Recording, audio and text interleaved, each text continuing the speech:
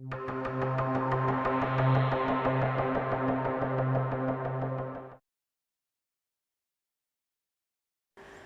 Anda pelanggan aplikasi transportasi online Uber, bersiaplah menyampaikan salam perpisahan.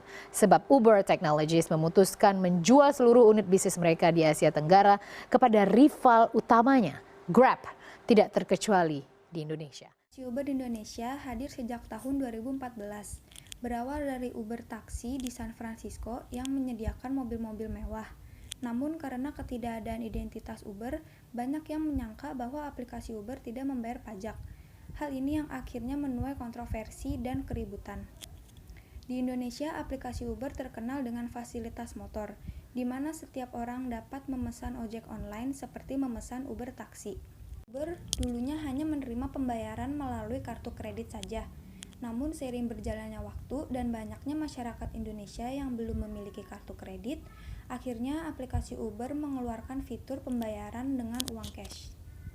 Aplikasi Uber menyediakan layanan yang lengkap. Dimulai di San Francisco.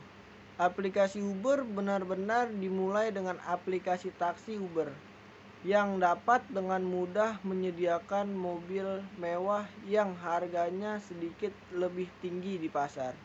Namun, pengemudi taksi Uber hanya dapat mengendarai kendaraan yang disediakan oleh Uber.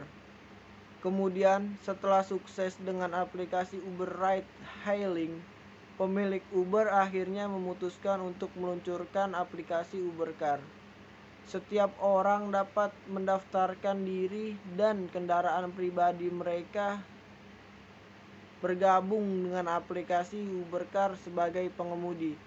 Setelah itu, aplikasi Uber juga menyediakan Uber Pool.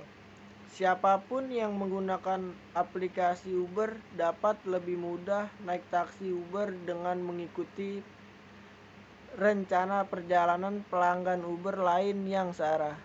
Terima kasih.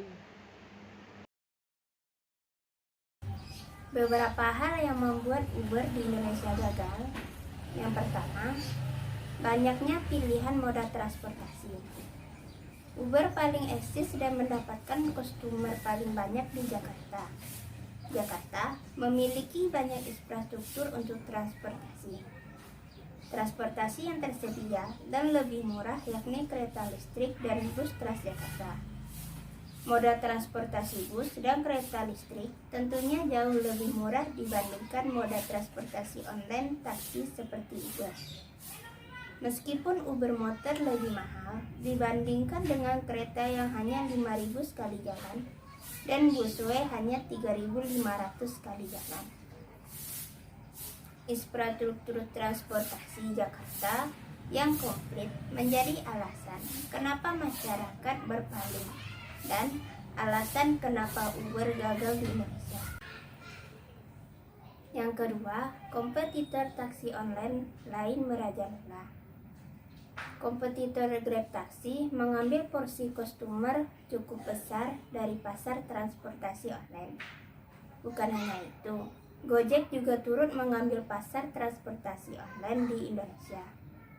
Tentunya ini persaingan sehat dan pembeli bebas menentukan pilihan masing-masing. Jika dibandingkan, masyarakat Indonesia cenderung ke Gojek maupun ke Grab. Keyakinan masyarakat untuk Gojek sebagai karya anak bangsa membuat Gojek lebih digunakan. Hal ini salah satu alasan kenapa Uber gagal di Indonesia. Yang ketiga, penetrasian smartphone dan jeleknya infrastruktur 3G di Indonesia. Alasan selanjutnya yang menjawab kenapa Uber gagal di Indonesia, yakni penetrasian smartphone di Indonesia masih rendah. Smartphone masih merupakan barang mahal di Indonesia. Hal ini membuat masyarakat Indonesia tidak menggunakan smartphone.